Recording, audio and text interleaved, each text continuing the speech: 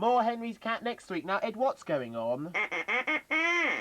Oh, it's a clue. A clue. Another clue to what? Don't give me aha, I'll find out later. Still to come this afternoon, Fantastic Max. But now, the final part of Matilda. Now, next Monday, we begin another series of Silver Stories. That's beginning on Monday with Bernard Cribbin, so don't miss it. Or are you going to the canteen? No, you've got a tea, thank you. Fantastic Max. Fantastic Max! And there's a new Fantastic Max story starting at 4:20 on Thursday here on CBBC. More clues, Ed? This is an N. Don't ask me what it's all about. Here's Philip now with this week's Take Two.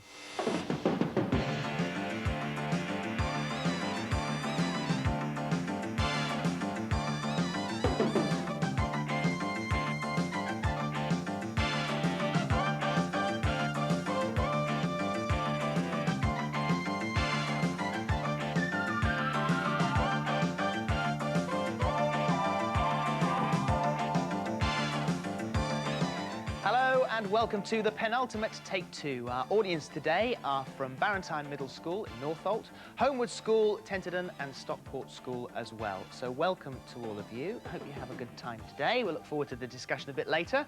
As usual, we've got an extremely packed programme, and here's a taster of just some of the things that we've got lined up for you today.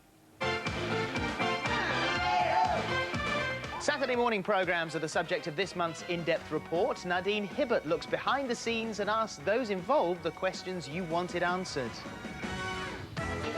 The Really Wild Show is on the road. Terry Nutkins will be popping in to talk about the new format and bringing along a mystery guest, and it's not an elephant. And as usual, there are your reactions to current children's programmes on all the channels. And on the subject of channels, CBBC was recently transferred from BBC One to BBC Two as a result of the Gulf War, the coverage of which has prompted a number of letters. The majority of you felt that although it's important to know what's happening, there's too much news on the war. Elizabeth Cooper says, "Yes, we want to know what's going on, but not every minute of the day. I understand that people that have relatives in the Middle East are worried, but I don't think even they need the same thing repeated again and again. In a way, TV is building their hopes up." There's a letter here that's come from Cheryl Barker, who's 10. She lives in Ramsey, Huntingdon in Cambridgeshire. She says that she feels that the pictures of the cormorants being covered by the oil were quite distressing. Could perhaps Newsround put a warning on before those sort of scenes so that her mum could ask her to leave the room? Despite CBBC changing channels to allow for the Gulf coverage on BBC One, a lot of you managed to keep watching your favourites on BBC Two. Five Children and It, which finished last week, proved to be very popular. On the Wednesdays, I like watching Five Children and It, when they always go down to the sandpit and the Sammy Head comes up and grants them a wish. We don't know how. We've never had lessons. Don't be such a muff. Watch. Oh, we can!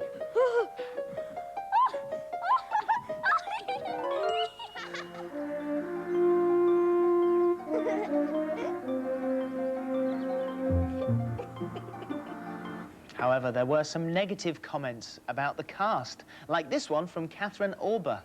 The programme would be very good if the acting of the four children, Squirrel, Robert, Panther and Pussycat, wasn't so awful.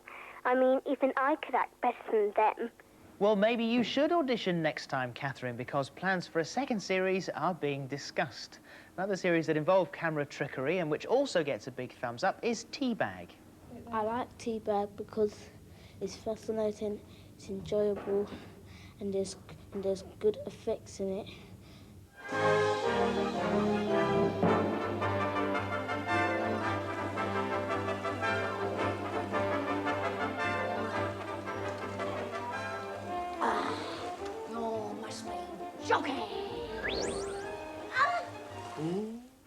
There were some of you, however, who had reservations. I don't really like stories which are split up into several parts, like Teabag when it's continued, like The Rings of Olympus.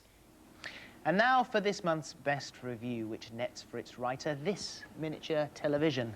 Sophie Darley wrote to complain about the lack of interest shown by the BBC in young viewers living in Scotland. Firstly, I would like to point out that there are no programmes geared towards teenage or younger viewers in Scotland at all.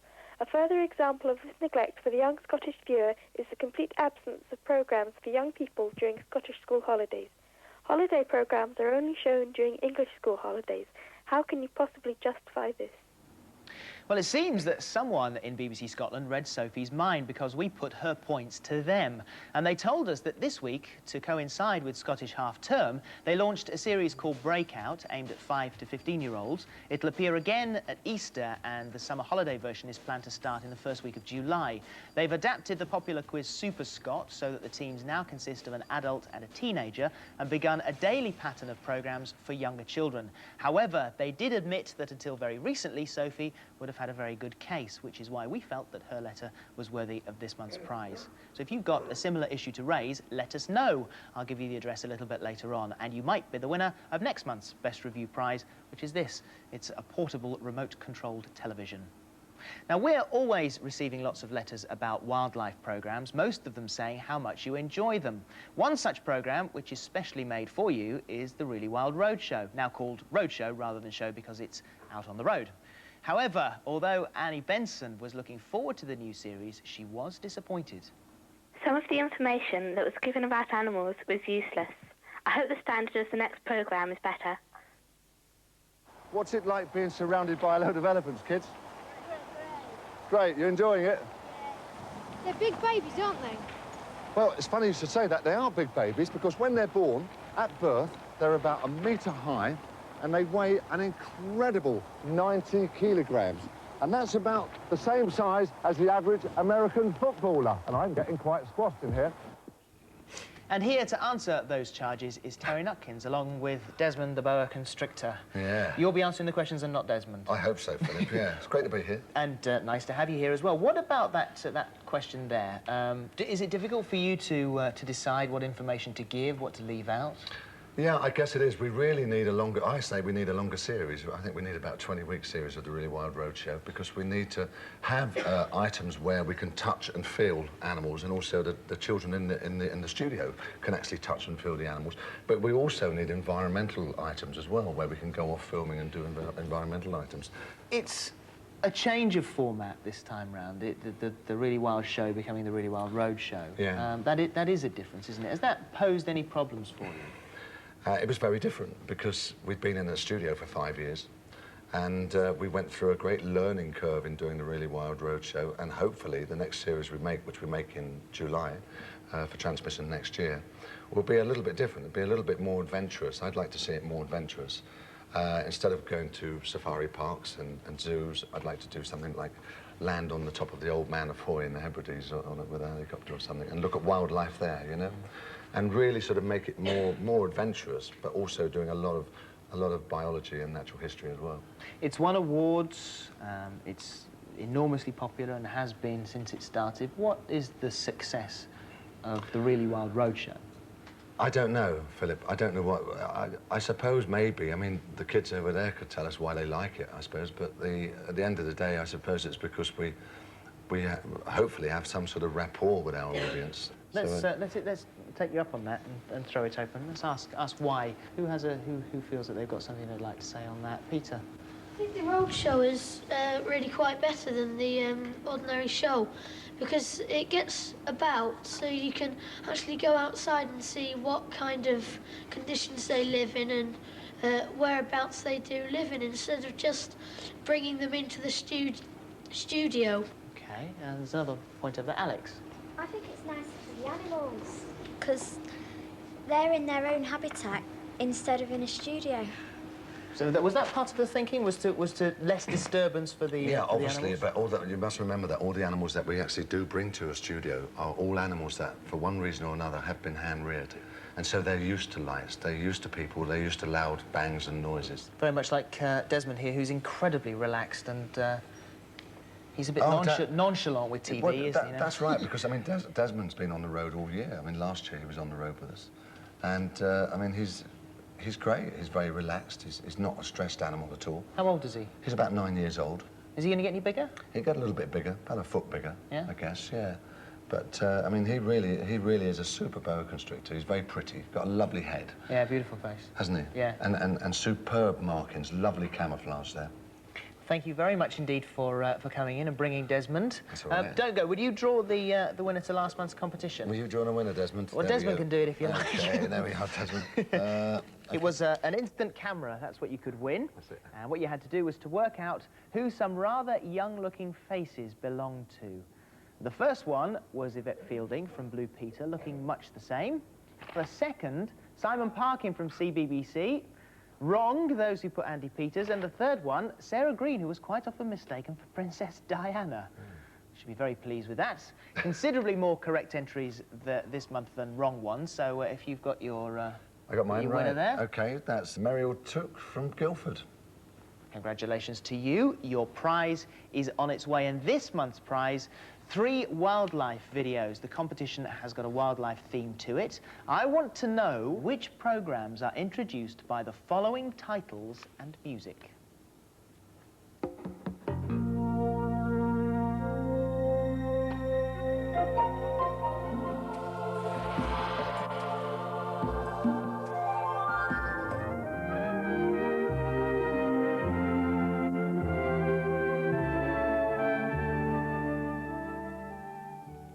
How did you do? Everyone's whispering the answers in here. This is what you do. You put your answers on a post. I want to know which programmes are introduced by the following titles and music.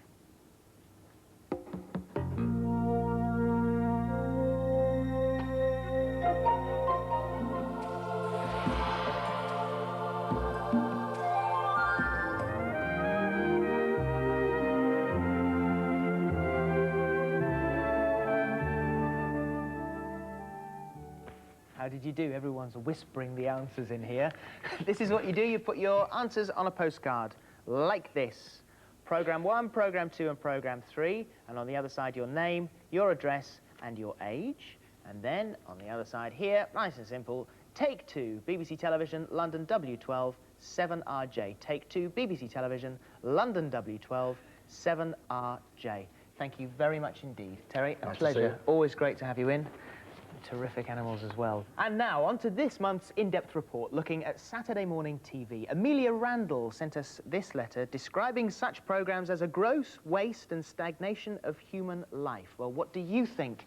We dispatched Nadine Hibbert, armed with your letters, to find out more, beginning with a look back over past Saturday morning programmes. Maggie and I are going to sort out some competitions. If I can get the words right. Hello, Linda. Hello? Good morning. What can I do for you? I'd like to make a frock. You want to make a swap? He's been taking a complete break from tennis for 3 months.